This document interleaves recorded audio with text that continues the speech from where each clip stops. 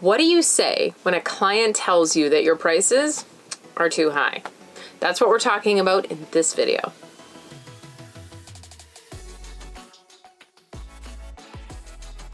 Okay, so you're doing a proposal, you send it off to the client, you've got high hopes it's gonna be a big project for you, you love it, and then the client comes back and says the dreaded words, dun dun dun, your prices are too high.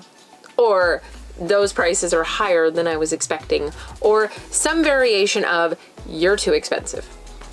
There are several gut reactions that people tend to take when a client says this sort of thing, most of which involve lowering your prices and undercutting yourself. You learn as you go not to do that because it doesn't help you.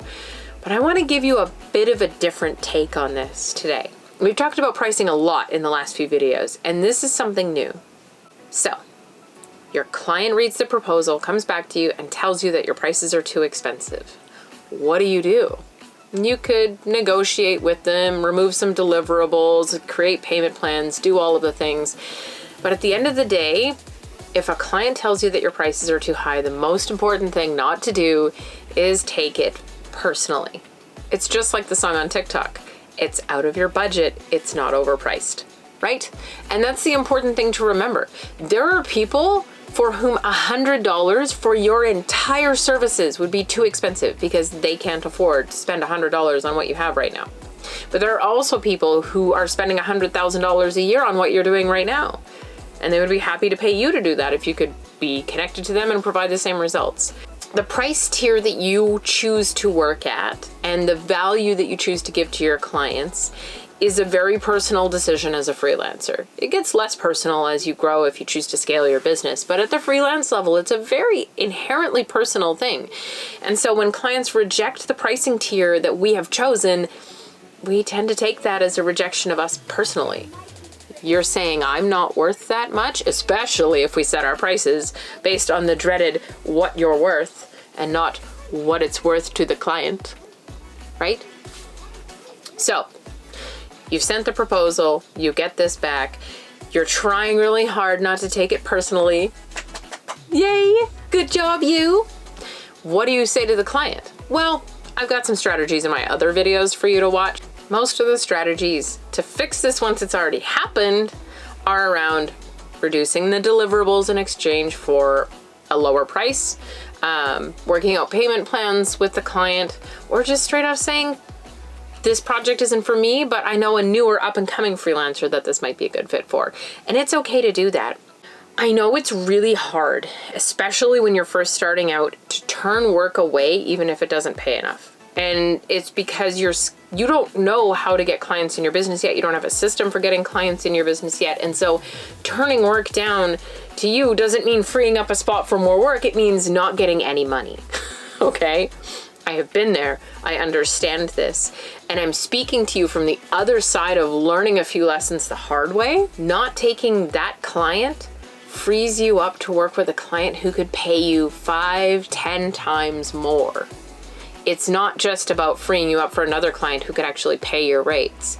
It's about freeing you up for a client who could pay a lot more than the client that you're turning away right now. Setting your rates might feel like an inherently personal thing, especially when you're basing it on what you're worth. But that's why I always encourage you to base your pricing on what the work is worth to the client. Because if you're basing your pricing on what the work is worth to the client, that's not something you can take personally when they disagree with you. They may say, you know what? It's not actually worth $50,000 a year to our business to have an organic social media presence that's growing and kicking ass. Or it's not actually worth it to our business to have a $15,000 website that explodes our bottom line and does $150,000 in e-commerce sales in the next 2 years. Both of those prices are 10% of the expected ROI. But if the client disagrees that you're actually going to make it there, they may not be in a position to invest. That's why I always ask the question during the discovery phase, are there any financial constraints I should be aware of before submitting a proposal? I feel like I should get like a tattoo of this on my arm or get t-shirts made or something because I say it so much, but it's really, this is the key during discovery to figuring out if a client really wants to work with you and really wants to pay your prices and really sees the value but literally doesn't have the cash. This is where these guys out themselves. Okay, and there's nothing wrong with them. There's nothing bad about them. You're out of their budget. You're not overpriced. How to avoid this whole thing in the future? Discovery. Do better discovery with your clients. Go through a whole process where you really get to know and understand them. Before pitching really large 3, 6, 9, 12-month projects, or heaven forbid, even retainers, don't do retainers. Just don't. But if you choose to, before proposing a retainer, do an extended discovery process. So this would include doing a discovery call with the client, uncovering all of their goals, aspirations, challenges, everything that's wrong with their business, everything they're trying to create, and then turning around and creating a little itty bitty, like 3-4 week project where you can explore working together and figure out what you should do in order to get them a quick win and help them succeed with their overall goals. So you do this small discovery, and you pitch this itty bitty project, and with this itty bitty project for the client, you're getting to test each other's boundaries, whether they respect yours or they're texting you at 7 o'clock on a Sunday night asking for tomorrow's post to be ready at 9 a.m. You're checking to see if they listen to your office hours or try and schedule things outside of them. You're checking to see if they understand that you don't work exclusively for them, that you have other clients. And they're checking to see if they can trust you to deliver on time, to do what you say, to produce the results that you promise.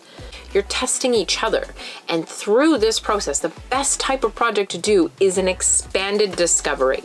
You want to do a research project diving deep into your client's business or their life to understand their challenges. You want to really get a grasp on where things are falling apart and where the real problem lies, so that at the end of that project, you do a big extended presentation on the quick problem that you fixed for them, how much money that's going to save or how much money that's going to make, and then the big long-term plan that you make that will actually help them solve their ultimate problem. If you do that, then you already know that the client has the budget because you've done a deep enough dive in the business to fully understand it. The value is there, the client understands you, and this extended paid discovery process has taught you everything you need to know for a home run proposal. So the proposal itself is just a formality. If you liked this video, make sure to give it a like below and drop a comment to let me know what your biggest takeaway was. If you aren't yet, make sure you're subscribed to my channel. I upload videos like this every Tuesday.